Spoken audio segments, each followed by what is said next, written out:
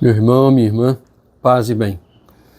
Ontem nós, quando participamos da celebração, acredito que todos nós ficamos tocados por aquela afirmação de Jesus: olha, a messe é grande, os operários são poucos. Peçam ao Senhor da messe que envie operários.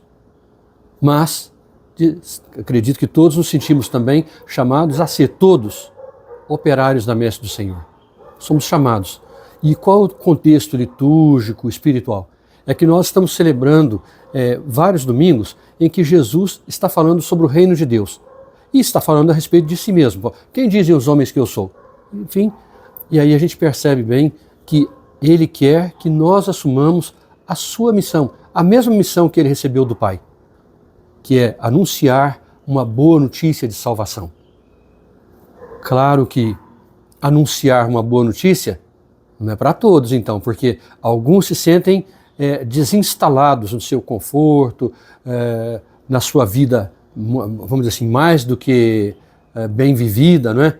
E muitas vezes às custas dos outros. Do que estou falando? Nós estamos falando agora, então, da dimensão profética. E é nesse sentido que eu queria chamar a atenção para esses próximos domingos e os que vieram antes já também. A gente percebe que a gente retoma como primeira leitura a leitura de profetas, vários textos. Então é importante que a gente fique atento, que o profeta, a palavra profeta, significa aquele que fala em nome de Deus, né? Então ele não tem uma palavra dele propriamente. Claro que, por exemplo, Isaías, que era um alto funcionário lá e que tinha visão política das coisas, ele tinha uma visão, Amós tinha outra visão. Cada um tem uma peculiaridade. Amós outra, muito interessante de Amós, Oséias. Então, meu irmão e minha irmã, nós somos chamados a viver a profecia. E ai de nós, ai da igreja que anula, que despreza, que sufoca a profecia. Bom, mas vamos lá. Nós ouvimos então ontem a respeito da messe que é grande. E agora nós vamos no próximo domingo, que é o 15º domingo do tempo comum, nós vamos, de certa forma, ouvir o nosso próprio coração, porque a pergunta que aquele doutor da lei fará para Jesus, no Evangelho é isso, né? Bom, o que eu devo fazer para alcançar a vida eterna? Qual é a resposta que nós mesmos temos? Porque aquele homem trazia uma pergunta que, de certa forma, ele já tinha a resposta. Por quê? Ele era uma pessoa entendida na palavra de Deus, tinha o dever, né, o ofício de explicar a palavra de Deus, era uma palavra autorizada a dele, mas só que no meio da palavra de Deus tinha também uma porção de outras leis que eles foram criando. E aí não fica fácil. Quando a gente mistura a nossa vontade, a nossa palavra, a nossa ideologia no meio das coisas de Deus, no meio do projeto de Deus, normalmente não dá certo não. Bom, essa é uma palavra que chama muito a nossa atenção. Qual é a palavra que nós temos proclamado? Qual é a palavra que nós temos escutado? Pois é. Então, esse mestre da lei, ele deve se tornar, então, discípulo. Mas será que ele quer? Será que eu quero me tornar discípulo de verdade? É um desafio para todos nós. A começar, e talvez principalmente, aqueles que participamos mais de perto das coisas da igreja no dia a dia.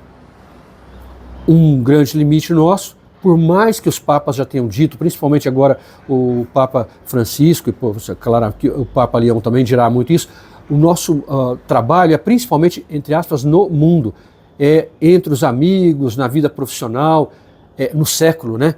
Então veja, nós devemos viver e testemunhar a fé.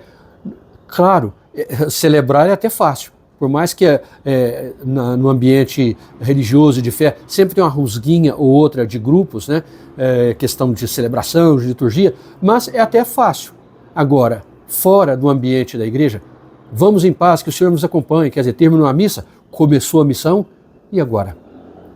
Então, aí a gente vai ouvir Jesus respondendo para o mestre da lei, porque quando Jesus deu a resposta, e ele pediu, né? O que está escrito na lei? Amarás o Senhor teu Deus de todo o teu coração, de todo... Jesus falou, é isso então, faz isso e viverás. Né? Agora, qual que é a questão do mestre da lei? É entender qual é o próximo. Na parábola que Jesus conta, chamado Bom Samaritano, Olha, aquele homem que era mestre da lei, mestre da religião judaica e tudo, ele ouviu uma lição muito importante que é: nem sempre a ação que Deus quer, a prática da fé, vem daqueles que proclamam a fé, celebram a fé, às vezes até presidem a fé, porque passou um sacerdote também.